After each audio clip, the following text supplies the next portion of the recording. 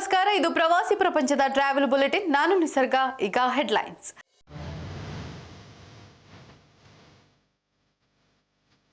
ಮೇಘಾಲಯದ ತಾಣಗಳ ವೀಕ್ಷಣೆಗೆ ಇದು ಬೆಸ್ಟ್ ಟೈಮ್. ಮೋಡಗಳ ನಾಡಿಗೆ ಅಡಿಕಾಸ್ ಯಾತ್ರಾ ಪ್ಯಾಕೇಜ್.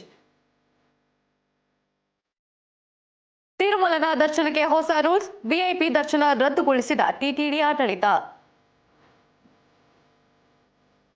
ಎರಡನೇ ವಿಮಾನ ನಿಲ್ದಾಣಕ್ಕೆ ಜಾಗದ ಸೆಲೆಕ್ಷನ್ ಪ್ರಸ್ತಾವನೆ ಸಲ್ಲಿಸುವಂತೆ ಸಿಎಂ ಆದೇಶ. ಮಾನ್ಸೂನ್ ಪ್ರವಾಸೋದ್ಯಮಕ್ಕೆ ಸೂಕ್ತ ಕಾಲ. ದಕ್ಷಿಣ ಭಾರತವೇ ಮೊದಲ ಆಯ್ಕೆಯಿಂದ ಪ್ರವಾಸಿಗರು. ಭಾರತದ ಈಶಾನ್ಯ ಭಾಗದ ಕೆಲ ಅದ್ಭುತವಾದ ತಾಣಗಳ ಪ್ರವಾಸಕ್ಕೆ ಅಡಿಕಾಸ್ ಯಾತ್ರಾ ವಿಶೇಷ ಪ್ಯಾಕೇಜ್ ಘೋಷಿಸಿದೆ. ಮೋಡಗಳ ನಾಡು ಎಂದೇ ಖ್ಯಾತಿ ಪಡೆದಿರುವ ಮೇಘಾಲಯದ ತಾಣಗಳ ಪ್ರವಾಸದ ಪ್ಯಾಕೇಜ್ ಇದಾಗಿದೆ. ಉಮಿಯಂ ಸರೋವರ, ವಾಟ್ಸ್ ಲೇಕ್, ಎಲಿಫೆಂಟ್ ಫಾಲ್ಸ್ ಮತ್ತು Shillong peak, seven sisters falls ಮುಂತಾದ ಸುಂದರ ತಾಣಗಳ ದರ್ಶನವನ್ನ ಈ ಪ್ಯಾಕೇಜ್ ಒಳಗೊಂಡಿದ್ದು, 4 ಸ್ಟಾರ್ ಹೋಟೆಲ್ಗಳಲ್ಲಿ ಅತ್ಯುತ್ತಮ ಊಟೋಪಚಾರ, ಭಾರತೀಯ ಅಂತಾರಾಷ್ಟ್ರೀಯ ಶೈಲಿಯ ಭೋಜನ, ಎಂಟ್ರಿ ಟಿಕೆಟ್, ಸ್ಥಳೀಯ ಪರ್ಮಿಟ್, ಟ್ಯಾಕ್ಸ್, ಕಾಂಪ್ಲಿಮೆಂಟರಿ ಬ್ರೇಕ್ಫಾಸ್ಟ್, ವಿಮೆ, ವೀಸಾ ವ್ಯವಸ್ಥೆ ಸೇರಿದಂತೆ ಸಮಗ್ರ ಅನುಕೂಲಗಳನ್ನು ಒದಗಿಸಲಾಗುವುದು ಎಂದು ಅಡಿಗಾಸ್ ಸಂಸ್ಥೆ ತಿಳಿಸಿದೆ. ಹೆಚ್ಚಿನ ಮಾಹಿತಿಗಾಗಿ ಅಡಿಗಾಸ್ ಯಾತ್ರಾ ವೆಬ್ಸೈಟ್ಗೆ ವಿಸಿಟ್ ಮಾಡಿ.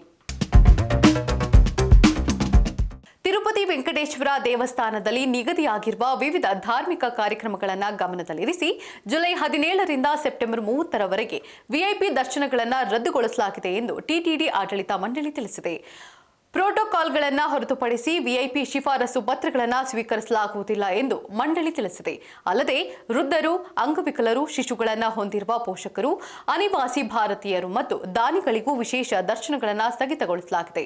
ಜುಲೈ 17ರಂದು ಅಣಿವಾರ ಆಸ್ಥಾನ ಮಹೋತ್ಸವದ ಕಾರಣ ಕಲ್ಯಾಣೋತ್ಸವ, ಆರ್ಜಿತ ಬ್ರಹ್ಮೋತ್ಸವ, ಉಂಜಲ್ ಸೇವೆ ಮತ್ತು ಸಹಸ್ರ ದೀಪಾಲಂಕಾರ ಸೇವೆಯನ್ನು ಕೂಡ ರದ್ದುಗೊಳಿಸಲಾಗಿದೆ.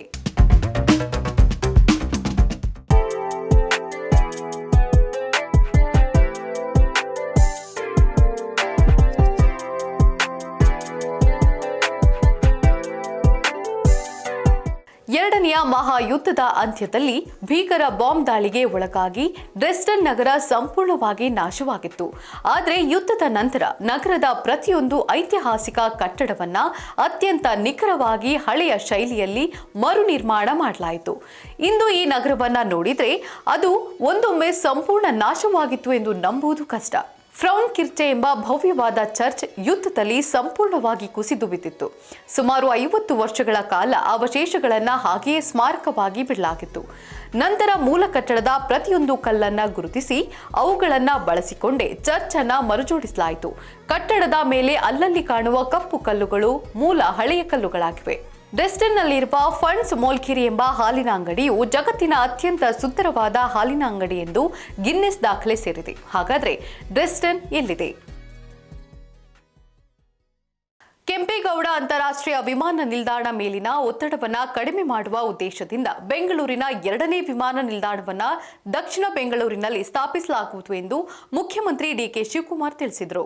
ಭೂಮಿಯ ವೆಚ್ಚ ಕಡಿಮೆ ಇರುವ, ಹೆಚ್ಚು ಗುಡ್ಡಗಾಡು ಪ್ರದೇಶವಲ್ಲದ ಮತ್ತು ತಾಂತ್ರಿಕವಾಗಿ ಕಾರ್ಯ ಸಾಧ್ಯವಾಗುವಂತಹ ಸ್ಥಳವನ್ನು ಗುರುತಿಸಿ ಕೇಂದ್ರ ಸರ್ಕಾರಕ್ಕೆ ಪ್ರಸ್ತಾವನೆ ಸಲ್ಲಿಸುವಂತೆ ಅಧಿಕಾರಿಗಳಿಗೆ ಸೂಚಿಸಲಾಗಿದೆ ಎಂದು ಅವರು ಹೇಳಿದರು.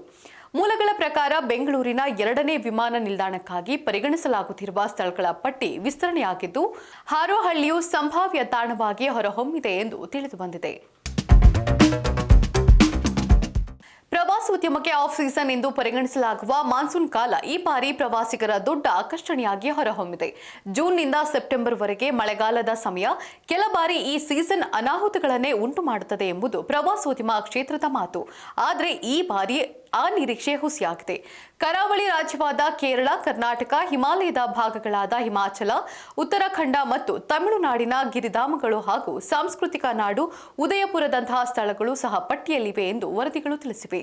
ಆತಿಥ್ಯ ಕ್ಷೇತ್ರಕ್ಕೂ ವರವಾಗಿರುವ ಈ ಬಾರಿಯ ಮಾನ್ಸೂನ್ ಸೀಸನ್ ಉದಯಪುರ, ಹಿಮಾಚಲ ಮತ್ತು ಉತ್ತರಾಖಂಡದ ಹಲವಾರು ಭಾಗಗಳಲ್ಲಿ ಬುಕಿಂಗ್ ಸಂಖ್ಯೆಯಲ್ಲಿ ಗಣನೀಯ ಏರಿಕೆ ಕಂಡಿದೆ ಎಂದು ವರದಿಗಳು ತಿಳಿಸಿದೆ. ಈಗ ಕ್ವಿಜ್ ಟೈಮ್. ಇಂದಿನ ಪ್ರಶ್ನೆ: ಭಾರತದ ಅತಿ ಎತ್ತರದ ವಾಟರ್ ಫಾಲ್ಸ್ ಯಾವ ರಾಜ್ಯದಲ್ಲಿದೆ?